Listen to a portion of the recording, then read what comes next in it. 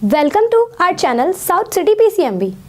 So we are going to discuss in this video types of cell. अभी तक हमने structure of cell देखा, cell के बारे में इंट्रोडक्शन देखा, सेल होती कैसे है, बनी कैसे, उसका जिक्र कहाँ से कैसे, सारी चीज़ें हमने उसमें इंट्रोडक्शन में देख ली थी। अब हम देखेंगे टाइप्स ऑफ सेल, यानी कि कितने प्रकार की सेल होती हैं। तो दो तरह की सेल्स होती हैं। पहली प्रोकैरियोटिक सेल, दूसरी होती है हमारी यूकैरियोटिक सेल।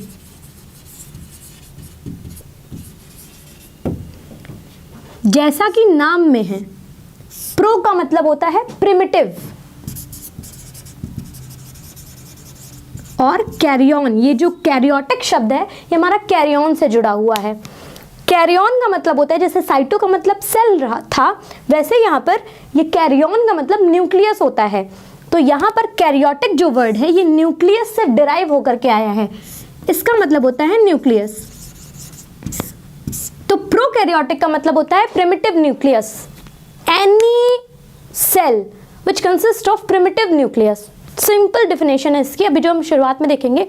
कोई भी सेल जिसके पास प्रिमिटिव न्यूक्लियस होता है, जो कि वेल डेवलप्ड ना हो, मतलब नॉट वेल डेवलप्ड न्यूक्लियस, ठीक है, उसके ऊपर मेम्ब्रेन ना हो, ठीक, जैसे किसी का घर है, बाउंड्री करवा दी, या किसी की ज़मीन है, बाउंड्री करवा दी, तो वो थोड़ा सा सेफ्टी, सिक्योरिटी सब कुछ रहता है, वो चीज़ें अलग हो जाती हैं। न्यूक्लियस तो रहता है, ठीक है, लेकिन उसके ऊपर बाउंड्री ना हो, डेवलप ना हो, प्रिमिटिव न्यूक्लियस हो, वो होता है हमारा प्रोकैरियोटिक। प्रो मतलब प्रिमिटिव, कैरियोटिक का मतलब न्यूक्लियस। जिस सेल के पास प्रिमिटिव न्यूक्लियस यानी कि not well defined, not well developed nucleus होता है, उस सेल को हम बोलते हैं प्रोकैरियोटिक सेल। यहाँ पर जो ये शब्द हैं ये आए हैं दो शब्द से, ट्रू और कैरियोटिक का मतलब होता है न्यूक्लियस। तो ऐसी कोई सेल जिसके पास अपना सही न्यूक्लियस हो, ट्रू न्यूक्लियस हो, उसको हम कहते हैं यूकैरियोटिक सेल। ट्रू न्यूक्लियस का मतलब होता है जो कि वेल डेवलप्ड हो, ठीक है, चीज़ें वेल डिफाइन होनी चाहिए, न्यूक्लियर मेम्ब्रेन होनी चाहिए। जब मेम्ब्रेन आ जाती है तो वो चीज़ें अलग हो जाती हैं। कैसे अलग हो जाती हैं? जैसे कोई ज़मीन है, वो सबके साथ है, तो वो अलग नहीं दिखेगी, पर अगर आप उसमें बाउंड्री करवा देते हैं, या कोई भी घर है उसमें बाउंड्री करवा देते हैं, तो एक स्पेसिफिक पैटर्न या एक अलग होता है। आर्ट की कॉपी में जब हम कोई भी फिगर बनाते हैं, चारों तरफ बाउंड्री, तो वो एक स्पेसिफिसिटी देती है। उसी तरह से यहाँ भी न्यूक्लियस के ऊपर क्या होता है? न्यूक्लियर मेम्ब्रेन होती है। न्यूक्लियस यहाँ पर वेल डेवलप्ड होता है, यहाँ पर प्रिमिटिव न्यूक्लियस होता है। तो ऐसी कोई सेल जिसके पास प्रिमिटिव न्यूक्लियस होता है, जिसका न्यूक्लियस पे न्यूक्लियर मेम्ब्रेन नहीं होती। इसमें एक खास बात और होती है, जो सेल ऑर्गेनेल्स आप काफ़ी इसमें डिस्कस करते हैं, वो सेल ऑर्गेनेल्स इसमें नहीं पाए जाते हैं, इसमें पाए जाते हैं। तो ये पुरानी सेल थी जब सेल की शुरुआत हुई थी, क्योंकि छोटे से शुरुआत हुई है ना, तो पहले डेवलपमेंट इतना नहीं था, सेल आ गई थी पर इतनी डेवलप नहीं थी। धीरे धीरे बिलियंस ऑफ ईयर्स बीतने के बाद में वो चीज़ें वेल डिफाइन होने लगी, डेवलप होने लगी। जैसे सबसे पहले जब इंटरनेट आया था तो टेक्नोलॉजी इतनी डेवलप नहीं थी, या टेक्नोलॉजी जो शब्द है ये डेवलप होता आ रहा है, आगे भी होता रहेगा, लेकिन जब इसकी शुरुआत हुई थी तो बहुत सी चीज़ें नॉट वेल डिफाइंड नहीं थी या वेल डेवलप नहीं थी, इसको डेवलप किया गया था। वैसे यहाँ पे शुरुआत यहाँ से हुई, उसके बाद ये बढ़ते एक डेवलप न्यूक्लियस की तरफ या अच्छी खासी डेवलप सेल की तरफ पहुँचा। अब इसके कैरेक्टरिस्टिक की बात कर लेते हैं। तो इसमें न्यूक्लियर मेम्ब्रेन नहीं होती, न्यूक्लियर मेम्ब्रेन एब्सेंट, इसमें प्रेजेंट होती हैं, ठीक है। सेल ऑर्गेनेल्स इसमें एब्सेंट होते हैं, इसमें प्रेजेंट होते हैं।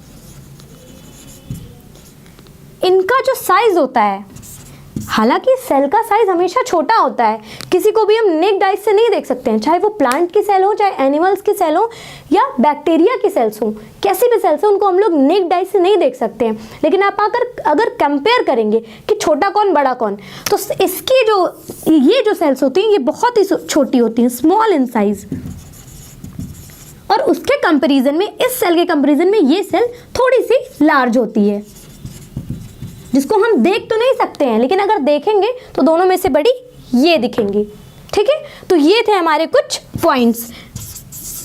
Primitive nucleus prokaryotic, true nucleus eukaryotic. Cell organelles are not present in prokaryotic, पहले सेल ऑर्गेनल्स नहीं थे, उनकी डेवलपमेंट नहीं हुई थी, जैसे जैसे सेल की ग्रोथ हुई, डेवलपमेंट हुआ, वैसे वैसे सेल ऑर्गेनल्स आते गए। तो जो ये कंप्लीट डिफाइन वाला जो सेल थी इसमें हमारा प्रेजेंट था सेल ऑर्गेनल, इसमें नहीं था। साइज दोनों के कंपेरेटिवली ये ज़्यादा बड़ी होती है।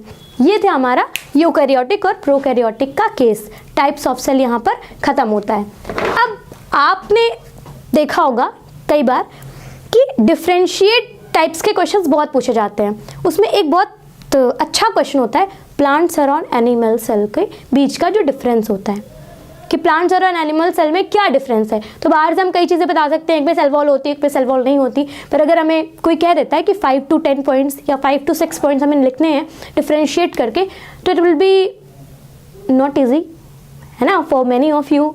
सो उसके लिए यहाँ पर हम उस चीज़ को डिस्कस करने जा रहे हैं कि प्लांट सेल और एनिमल सेल में एग्जैक्टली डिफरेंशिएशन कैसे होता है या क्या चीज़ें अलग होती हैं, उसको मैं आपको स्ट्रक्चर और फंक्शन दोनों से बताऊंगी।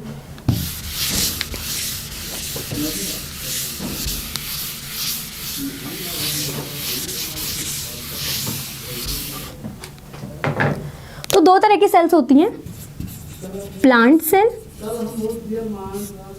दूसरी होती है एनिमल सेल। लगभग इनका स्ट्रक्चर सेम होता है, बस कुछ चीज़ें इसमें पाई जाती हैं, कुछ इसमें पाई जाती हैं, कुछ इसमें नहीं पाई जाती हैं और कुछ चीज़ें इसमें नहीं पाई जाती हैं।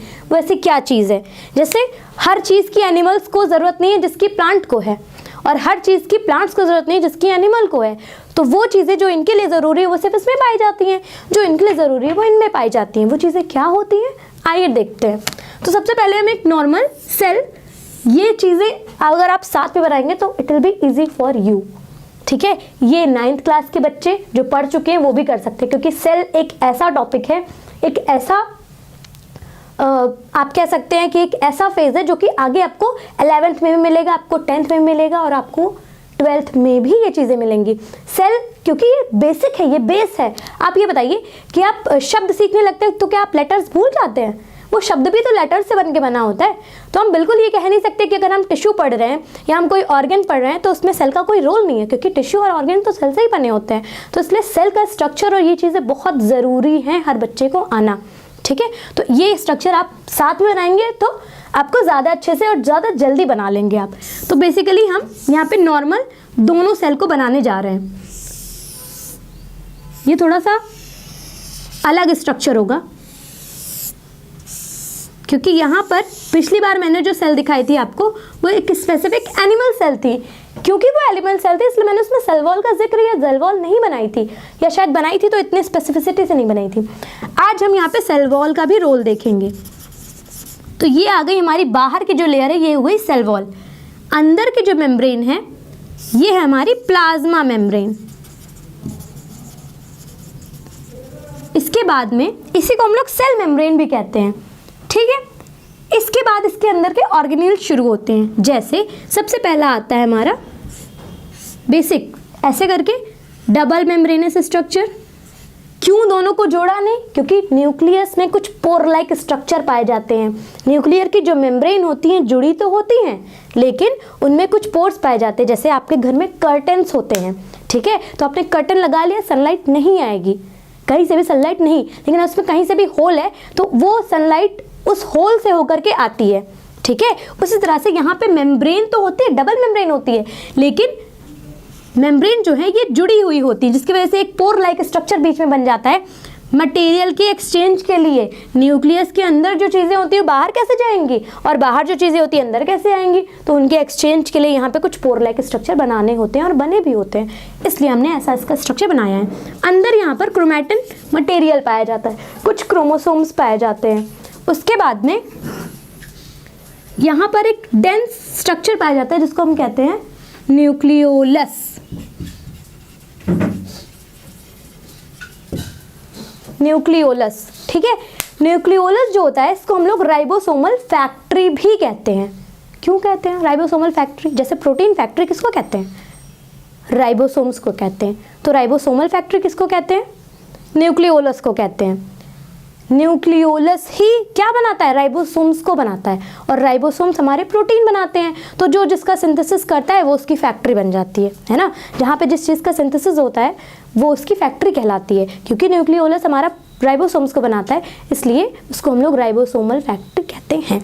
तो ये कहाँ पाया जाता है, ये हमारे इनसाइड न्यूक्लियर मेम्ब्रेन पाया जाता है, मतलब न्यूक्लियस के अंदर पाया जाता है। ये हो गया हमारा क्रोमैटिन मटेरियल। क्रोमैटिन मटेरियल के साथ में यहाँ पे कुछ क्रोमोसोम्स भी पाए जाते हैं, ठीक है। दोनों में डिफरेंस क्या है, क्रोमैटिन मटेरियल जहाँ मैंने बोला इसका मतलब वो डीएनए और प्रोटीन, यानी कि DNA plus protein is equal to chromatin material, और क्रोमोसोम्स अलग है। क्रोमोसोम एक स्पेसिफिक थ्रेड लाइक स्ट्रक्चर होते हैं जो कि इंफॉर्मेशन को कैरी करते हैं from parents to next generation, यानी कि एक जनरेशन से दूसरी जनरेशन तक जो ट्रांसफर होता है किसका, इंफॉर्मेशन का, वो फिजिकल इंफॉर्मेशन, ठीक है, वो जेनेटिक इंफॉर्मेशन दोनों रहती हैं। जैसे पेरेंट्स और ऑफस्प्रिंग के बीच में जो सिमिलरिटीज़ होती हैं, चाहे वो कैरेक्टर्स की हों और चाहे वो किसी भी जेनेटिक डिसऑर्डर की हो या जेनेटिक चीज़ों की हो, कलर है आपका या कोई बीमारी थी जो इनहेरिट हो सकती है, ये सब कुछ किस में आएगा, क्रोमोसोम्स के अंदर, इसलिए वो पास ऑन करते हैं नेक्स्ट जनरेशन में इंफॉर्मेशंस को, ठीक है। इसके बाद हमारा आता है ये न्यूक्लियस मेम्ब्रेन के बाद में हमारा एक स्ट्रक्चर होता है वैक्यूल का, ठीक है। इसके बाद में यहाँ पे बनता है हमारा एंडोप्लाज्मिक रेटिकुलम। ये एंडोप्लाज्मिक रेटिकुलम कहाँ बना होता है, एंडोप्लाज्मिक रेटिकुलम, ये जो न्यूक्लियर मेम्ब्रेन होती है इन्हीं को आगे, इनकी मेम्ब्रेन को आगे बढ़ा करके, मतलब extended folded membrane, extended folded membrane of nuclear membrane are termed as endoplasmic reticulum. बढ़ा करके मतलब इनकी मेम्ब्रेन्स को बढ़ा दीजिए आप, एक्सटेंड कर लीजिए, मतलब खींच लीजिए और इनको फोल्ड कर दीजिए फोल्डेड लाइक स्ट्रक्चर में, इन्हीं को हम कहते हैं एंडोप्लाज्मिक रेटिकुलम। कुछ एंडोप्लाज्मिक रेटिकुलम पे राइबोसोम्स लगे होते हैं, तो जैसे रास्ते के बीच में कंकड़ होते हैं, वो रफ रोड होती है, वो हाईवे की रोड नहीं होती है ना, तो उसको हम कहते हैं रफ एंडोप्लाज्मिक रेटिकुलम। क्यों, क्योंकि यहाँ पे अवरोध हो रहा है, ठीक है। अवरोध क्यों, ये स्मूथ नहीं है, स्मूथ पैटर्न नहीं है, क्यों, राइबोसोम अटैचमेंट की वजह से, ये हमारी स्मूथ अटैचमेंट है, स्मूथ सरफेस है, इसलिए इसको हम लोग SER कहते हैं, मतलब स्मूथ एंडोप्लाज्मिक रेटिकुलम। इसको हम लोग कहते हैं रफ एंडोप्लाज्मिक रेटिकुलम। दो चीजें हो गई। इसके बाद में हमारा जो ये पूरे में फैले होते हैं यहाँ से भी सब कुछ, इसी एंडोप्लाज्मिक रेटिकुलम से डिटैच होकर के गोल्गी बॉडी आता है। इस यहाँ पर कुछ लाइजोसोम्स होते हैं, राइबोसोम्स फैले होते हैं और पैरोक्सिसोम्स होते हैं, बहुत सारे मटेरियल्स होते हैं। इन्हीं में एक होता है हमारा प्लास्टिड, ठीक है, कुछ हमारे, और एक होता है हमारा बहुत इंपॉर्टेंट, उसको तो भूल ही नहीं सकते हैं, उसका बहुत बड़ा रोल है, ठीक है, वो होता है mitochondria, power house of the cell. क्यों कहते हैं आगे डिस्कस करेंगे। ये हो गया हमारा प्लास्टिड, ये हमारा माइटोकॉन्ड्रिया, ठीक। ये स्पेसिफिक, मैं किस चीज़ की बात कर रही हूँ, ये हम प्लांट सेल की डिस्कशन कर रहे हैं, मतलब ये स्पेसिफिक आपकी प्लांट सेल चल रही है, जितने भी स्ट्रक्चर नहीं है प्लांट सेल में होते हैं। प्लांट सेल में ये जो वैक्यूल है 90% ऑफ द एरिया कवरेज होता है इसमें, ठीक है, मतलब 90% एरिया का क्या मतलब हुआ कि पूरे, ये आप देख रहे हैं इसका 10% छोड़ दीजिए पूरे सेल का, उसमें सेल ऑर्गेनेल्स आ जाएंगे, उसी में साइटोप्लाज्म आ जाएगा, बाकी जितना जगह होगी वो सब वैक्यूल ले लेता है, सब कुछ वैक्यूल ले लेता है, ठीक है। अब वैक्यूल, इन सब के काम क्या होते हैं, स्पेसिफिसिटी हम यही देखेंगे आज, सारा जो मेरा है कि इनके फंक्शंस क्या क्या होते हैं, ठीक है। उसके पहले हमारा प्लांट सेल, एनिमल सेल, तो ये हमारा प्लांट सेल है, इसमें कोई भी ऐसा स्ट्रक्चर नहीं है जो एनिमल सेल का हो, सब कुछ इसमें क्या है, प्लांट सेल के हैं, ठीक। प्लास्टिड ओनली प्रेजेंट इन किसमें, प्लांट सेल में। कोई पूछे प्लास्टिड क्यों नहीं होता एनिमल में, तो प्लास्टिड कहाँ से, वही है ये क्रोमोप्लास्ट, क्लोरोप्लास्ट। ये बताइए क्लोरोप्लास्ट क्या देता है, ग्रीननेस देता है, ठीक है, ग्रीननेस, ग्रीन कलर जो होता है, ये हरियाली खाली पेड़ पौधों में होती है, कभी भी एनिमल्स में नहीं होती हैं, ठीक है। और वो जो हरियाली आप देखते हैं कि कोई भी ग्रीन कलर का एनिमल है या बर्ड है, वो क्लोरोप्लास्ट की वजह से नहीं आती है। ग्रीननेस जो प्लांट्स में होती है वो क्लोरोप्लास्ट की वजह से आती है। प्लास्टिड हमेशा किस में पाया जाता है, प्लांट्स में, एनिमल्स में नहीं होता ये, ठीक है। Only present in plant cell, ठीक, ये चीज़ हो गई। क्या इसमें से कोई चीज़ है जो एक्स्ट्रा है? नहीं, कुछ एक्स्ट्रा नहीं है। Lysosome, ribosome, endoplasm reticulum, Golgi body, peroxisomes, ठीक है। इसके बाद वैक्यूल, सब कुछ ये प्लांट सेल में पाया जाएगा। तो मैम एनिमल सेल में क्या नहीं पाया जाएगा? क्या नहीं पाया जाएगा? एनिमल सेल में सेल वॉल की कोई ज़रूरत नहीं होती। कभी आपने देखा कोई एनिमल बहुत सख्त हो? सख्त हो का मतलब जैसे प्लांट्स में रिजिडिटी होती है, ठीक है, उनको काटने में या उनको हिलाने में बहुत, अगर मजबूत पेड़ हैं उनकी जो शाखाएं होती हैं बहुत मजबूत होती हैं, just because of cell wall. Rigidity provide करते हैं, स्ट्रेंथ प्रोवाइड करते हैं। कौन देता है ये सब कुछ? सेल वॉल देती है, ठीक है। तो सेल वॉल किस में पाई जाती है? प्लांट्स में। एनिमल्स में इनका कोई भी जिक्र हम नहीं करेंगे। तो ये हमने सेल वॉल हटा दी। Now we are going to discuss what? We are going to discuss animal cell, ठीक है। अब हम जा रहे हैं बात करने एनिमल सेल की। तो हम स्ट्रक्चर को थोड़ा सा चेंज करेंगे, थोड़ा सा परिवर्तन लाएंगे इसमें कुछ चीज़ों का, ठीक।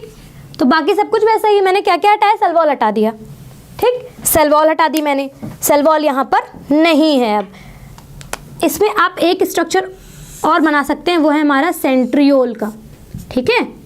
सेंट्रियोल, ठीक। सेंट्रियोल किस में पाया जाता है? सिर्फ हमारा पाया जाता है ये एनिमल्स में। किस में पाया जाता है? एनिमल्स में। तो प्लांट सेल में क्या क्या नहीं होता? प्लांट सेल में सेल वॉल नहीं होती। प्लांट सेल में सेल वॉल पाई जाती। Cell wall present, cell wall not present या अब्सेंट आप लिख लीजिए, पहला पॉइंट। दूसरा पॉइंट क्या होगा इसमें? दूसरा पॉइंट होगा सेंट्रियोल प्रेजेंट। सेंट्रियोल इसमें नहीं होता, ठीक है। दूसरा पॉइंट सेंट्रियोल इज अब्सेंट। तीसरा पॉइंट हो गया हमारा, इसमें जो प्लांट सेल में 90% वैक्यूल का होता है, इसमें स्मॉल साइज का वैक्यूल होता है,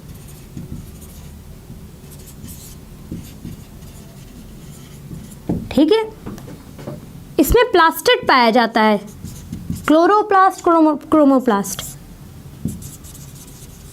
इनमें प्लास्टिड नहीं पाया जाता, ठीक। इतनी बात हो गई। पांचवा जो आप लिख देंगे, जस्ट सिंपल, बिना एग्जाम्पल के कोई बायो पूरी हुई है, कुछ नहीं। प्लांट सेल में किसी भी प्लांट का आप लिख सकते हैं, या आप अगर लिखना चाहते हैं तो उसमें अभी भी कुछ पॉइंट्स बचे हुए हैं, जैसे फ्यू क्रोमोसोम्स, यानी कि क्रोमोसोम्स जो होते हैं हमारे, लेस क्रोमोसोम्स आर प्रेजेंट। इनमें मोर क्रोमोसोम्स होते हैं, ठीक है, ज़्यादा क्रोमोसोम्स होते हैं, पाए जाते हैं। क्यों? क्योंकि वो स्पेसिफिक स्ट्रक्चर होता है। ऐसे ही आप पांचवा पॉइंट लिख सकते हैं। पांचवा पॉइंट आप कमेंट करके बताएंगे मुझे, इसलिए मैंने यहाँ पर नहीं लिखा है। 4 पॉइंट्स मैंने आपको दिए, 5 पॉइंट्स आप मुझे नोट करके बताएंगे, ये आपका आज का टारगेट है। तो इसी के साथ ये आज का लेक्चर मैं खत्म करती हूँ। टाइप्स ऑफ सेल आपने जितने देखे होंगे वो तो हो गया हमारे यूकैरियोटिक, प्रोकैरियोटिक, और स्ट्रक्चर के बेसिस पे या देखने की दुनिया में plant cell and animal cell, ये दो आपके डिफ्रेंशिएशन हैं, बहुत इंपॉर्टेंट है, ध्यान में रख के आप ध्यान रखिएगा और इसको साथ साथ बनाते चलिए बिल्कुल मेरे, और लगे रहिए मेरे साथ, बने रहिए। इसी के साथ आज की वीडियो यहीं पे एंड होती है। Thank you so much.